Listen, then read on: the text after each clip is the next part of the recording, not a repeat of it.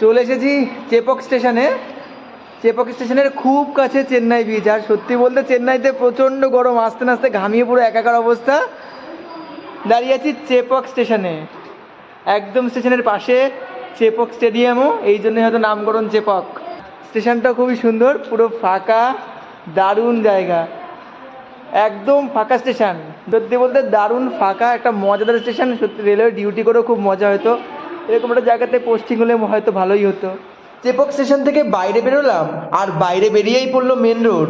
Main রোডের পাশে দেখতে পেলাম এই লোটাস টেম্পলের মতন সরকারি ভবনটা, তাই ভাবলাম একটা ভিডিও করাই যাক। এই রোড ধরে সোজা একটু এগিয়ে আসলেই পড়বে এত সুন্দর একটা জায়গা, যেটা দেখতে পেলেই বুঝতে পারবেন পৌঁছে গেছেন চেন্নাই সমুদ্র সৈকতের একেবারে কাছে। এমজিআর চেন্নাই সেন্ট্রাল স্টেশন থেকে খুব একটা দূরে নয় চেন্নাই সমুদ্র সৈকত, মাত্র 50 টাকা অটো ভাড়া দিলেই পৌঁছে যেতে পারবেন এই সমুদ্র সৈকতের একেবারে কাছে।